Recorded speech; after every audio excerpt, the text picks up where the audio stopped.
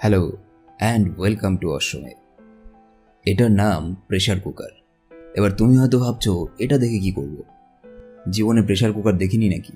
দেখে থাকবে, কিন্তু এই ভিডিওটা সম্পূর্ণ দেখার পর যখন যখন প্রেশার কুকার দেখবে নিজের মনের মধ্যে আলাদাভাবে একটা মানসিক শক্তি অনুভব করবে, এটা আমার গ্যারেন্টি থাকলো।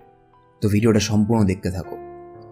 আমাদের মাথার মতো প্রেশার কুকারও চাপ সহ্য করে, কিন্তু একটা লিমিটেড টাইম অবধি, তারপর ওটা ব্লাস্ট হয়ে যায়। একইভাবে আমাদের ব্রেনও একটা লেভেল অবধি চাপ নিতে পারে, আর তার বেশি হয়ে গেলেই তিনটে জিনিসের মধ্যে যে কোনো একটা জিনিস হবে। হয় তুমি মানসিক সন্তুলন হারাবে, নয়তো প্রেশার কুকারের মতো প্রতিদিন তোমারও সিটি বাজতে থাকবে। প্রতিটা মুহূর্ত জড় পদার্থের মতো এমনভাবে বেঁচে থাকবে যেখানে নিজের জন্য কোনটা ভালো কোনটা খারাপ কিছু বুঝতে পারবে না। আর মাথায় চাপ নেওয়ার লিমিট ক্রস করে গেলে তার মানে হলো তুমি ওপরে যাওয়ার জন্য পাসপোর্ট আর ভিসা তৈরি করে বসে আছো। ক্লাসে ভালো রেজাল্ট করার জন্য মানসিক চাপ থেকে শুরু করে কেউ নিজের অফিসের কাজে মানসিক চাপ, কেউ বা লাভার যা যা করছে তাকে আটকে রাখার জন্য মানসিক চাপ, বাড়িতে পরিবারের জন্য মানসিক চাপ, চাকরি পাওয়ার জন্য মানসিক চাপ, চাকরি পেয়ে হারানোর জন্য মানসিক চাপ থেকে শুরু করে, বা কোনো কিছুতে তুমি ব্যর্থ হবে এই ভয়ে, বা কোনো কিছুতে ব্যর্থ হয়ে গেছো, এসব বিভিন্ন মানসিক চাপ দিয়ে ঘেরা একটা বন্ধ ঘরের মধ্যে আটকে থাকা একটা সুন্দর জীবন, একটা হাসি মুখ আর একজোড়া চোখ, যেটা কিনা কখনো স্বপ্ন দেখত নিজেকে নিয়ে অনেক কিছু করার, নিজেকে অন্য একটা লেভেলে অন্য একটা জায়গায় দেখার স্বপ্ন দেখত। ডিপ্রেশনের অন্যতম মূল কারণ সেটা হলো ওভার থিঙ্কিং বা অতিরিক্ত চিন্তা করা। অনেক সময় দেখবে কোনো জিনিস অনেক সহজে করে ফেলা যায়, কিন্তু আমরা হাঁটি জটিল পথে, কারণ আমাদের মধ্যে এই চিন্তা বা দুশ্চিন্তা কাজ করে যে এই সমস্যার সমাধান এত সহজে হতেই পারে না। সমস্যাটা না যতটা গুরুতর, তুমি সমস্যাটাকে তার থেকেও বেশি ভ্যালু দিয়ে ফেলছো। হয়তো এটা হতে পারে, বা হয়তো ওটা হয়ে যাবে, বা এটা হলে কি করব। আর এই হয়তোর চক্করে পড়ে তুমি হয়তো নিজের জন্য সবচেয়ে বড় বিপদটা নিজেই ডেকে নিয়ে এসেছো। ডিপ্রেশন আসে কোনো একটা সমস্যার থেকে, রাইট? হয় তুমি কিছু করতে পারোনি, হয় তুমি কোনো কিছুতে ব্যর্থ হয়েছো, কিংবা কোনো একটা জিনিস তোমাকে কোনো কিছু করতে বাধা দিচ্ছে, সেটা যে কোনো কিছু হতে পারে।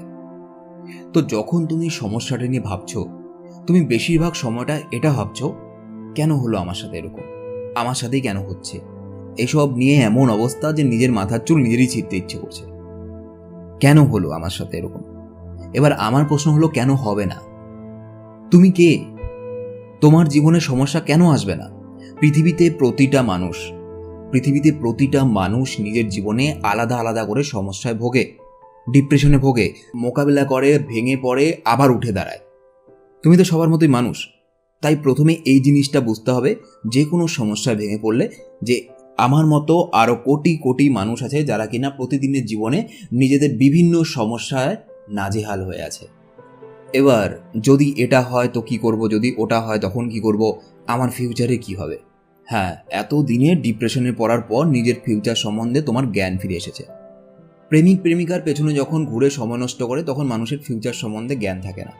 যেই জীবনে একটা খারাপ সময় বা একটা ডিপ্রেশন চলে আসে, তখন ফিউচার সম্বন্ধে ধারণা হয়, তখন চিন্তা হয় ফিউচারের কি হবে। আর এই দুশ্চিন্তা করতে গিয়ে তোমার চোখে ঘুম নেই, তোমার সামনে তখন বিরিয়ানি দিলেও তোমার খিদে নেই। তুমি যে কারণে ডিপ্রেশনে ভুগছো সেটার একদম গোড়া থেকে ভাবা শুরু করো, যে তুমি কি কারণে ডিপ্রেশনে ভুগছো, কি করতে পারোনি, কি হারিয়েছো, কি নিয়ে ভয় পাচ্ছ।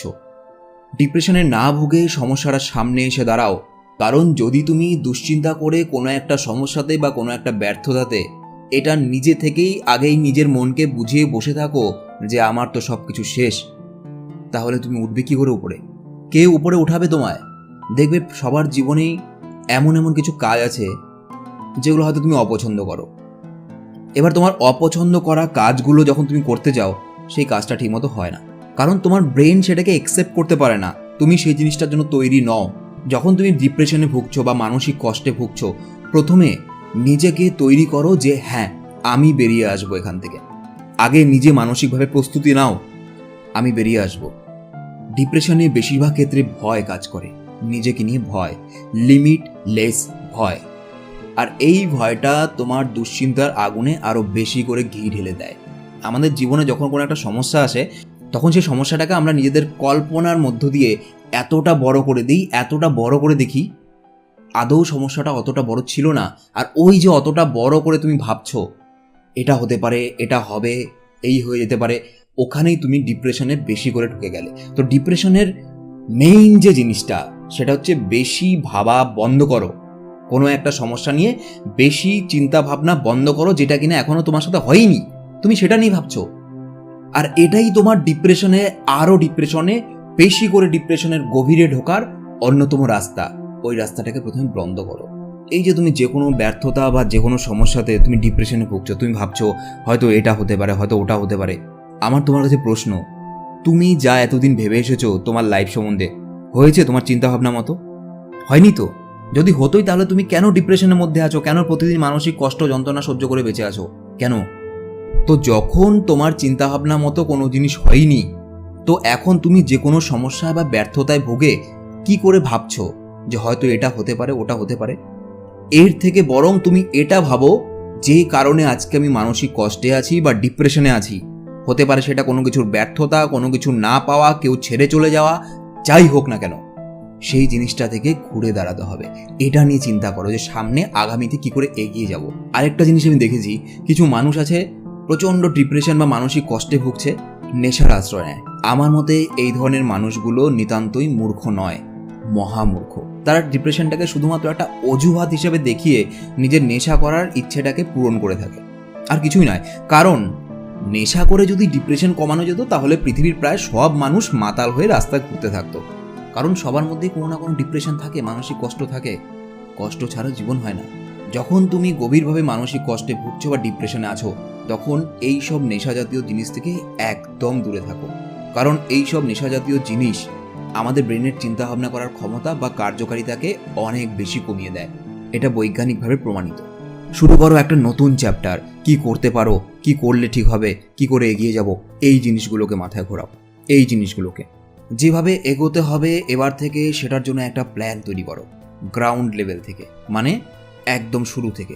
মনে করো কোনো একটা জায়গায় যাচ্ছ তুমি, কিছু দূর যাওয়ার পর রাস্তা দেখলে এক জায়গায় রাস্তায় জল কাদা, রাস্তা ভাঙা, ওদিক দিয়ে যাওয়া অসম্ভব। এবার তখন তুমি কি করো? কে এসে কবে রাস্তা সারিয়ে দেবে সেটার জন্য কি ওখানে বসে অপেক্ষা করবে? নিশ্চয়ই করবে না। তুমি তখন ওটার পাশ কাটিয়ে অন্য একটা অল্টারনেট রাস্তা খোঁজার চেষ্টা করো। ইয়েস, এই চেষ্টা, অন্য একটা রাস্তা খোঁজার চেষ্টা। ঠিক এইভাবে, ঠিক একইভাবে যখন দেখছো কোনো একটা সমস্যা বা কোনো একটা ব্যর্থতা বা কোনো একটা মানসিক চাপে, যেই জিনিসটার জন্য বা যেই কারণে আছো, আগে এটা খুঁজে বের করার চেষ্টা করো। কোন কারণে আমার ব্যর্থতা এসেছে, কোন কারণে আমি কিছু পাইনি, কোন কারণে আমি কিছু হারিয়েছি, বা কোন কারণে আমি প্রতিদিন মানসিক চাপে আছি, সেই কারণটাকে খোঁজো আগে। এবার তুমি যেই রাস্তায় গিয়ে সেই জিনিসটা হয়নি, সেটা থেকে একটু আলাদাভাবে যাও। এবার তুমি আরও শক্তি নিয়ে যাও। এবার তুমি আরও প্রচণ্ডভাবে মানসিক ইচ্ছে নিয়ে এগো। একবার ফিরে আসবে, দুবার ফিরে আসবে, তিনবার ফিরে আসবে।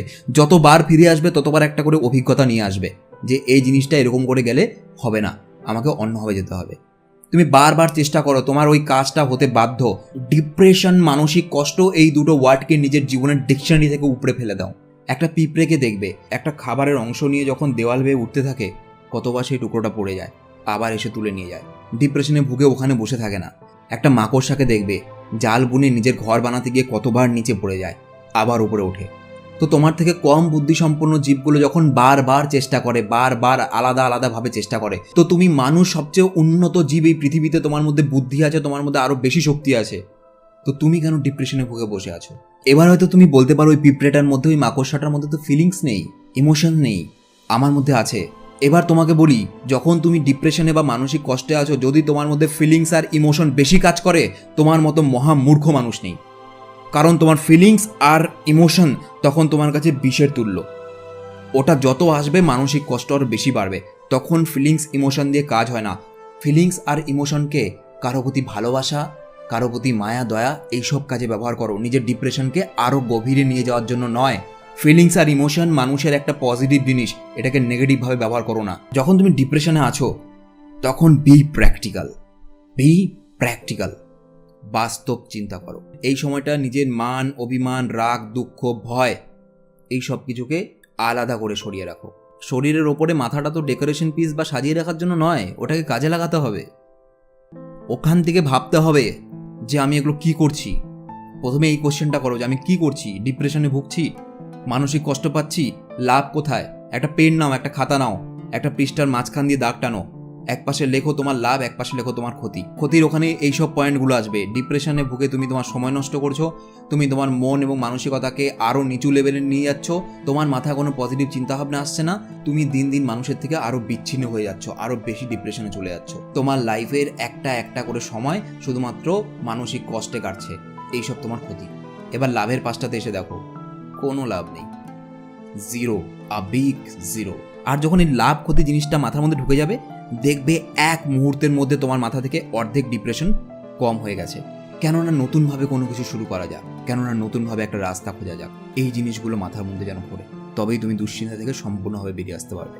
ক্রস করো ওই সময়টাকে, যে সময়টা তোমাকে বাইরের জগৎ থেকে, তোমার নিজের থেকে, তুমি যেসব জিনিসকে ডিজার্ভ করো সেই সব জিনিস থেকে তোমাকে ক্রমশ দূরে সরিয়ে দিচ্ছে একটা অন্ধকার জগতে, একটা ডিপ্রেশনের অন্ধকারে, যেখানে শুধুমাত্র মানসিক কষ্ট ছাড়া আর কিচ্ছু নেই। আর একবার ওই জায়গাটা ক্রস করার পর তোমার জন্য একটা সুন্দর জীবন হাসি মুখে হাত বাড়িয়ে ডাকছে। জীবনটাকে উপভোগ করো। জীবনটা ডিপ্রেশনের জন্য নয়, জীবনে অনেক কিছু বাকি আছে, অনেক কিছু, বিশাল বড় জীবন। চলতে গিয়ে একটা তুচ্ছ থেকে তুচ্ছ জীব থেকে শুরু করে মানুষ পর্যন্ত সবার জীবনে বাধা আসে, সবার ব্যর্থতা আসে, সবাই হারায় অনেক কিছু, আবার সবাই পায়ও অনেক কিছু। আর হ্যাঁ, চাপ নেওয়ার জন্য প্রেশার কুকারই ঠিক আছে, নিজের মাথাটাকে প্রেশার কুকার বানিয়ে ফেলো না। তো ভিডিওটা কেমন লাগলো কমেন্ট করে অবশ্যই জানাবে। আর ভিডিওটা তোমার কাজে এসে থাকলে অবশ্যই একটা লাইক করে দিয়ে শেয়ার করে দিও, যাতে অন্য কারো উপকার আসতে পারে। God bless.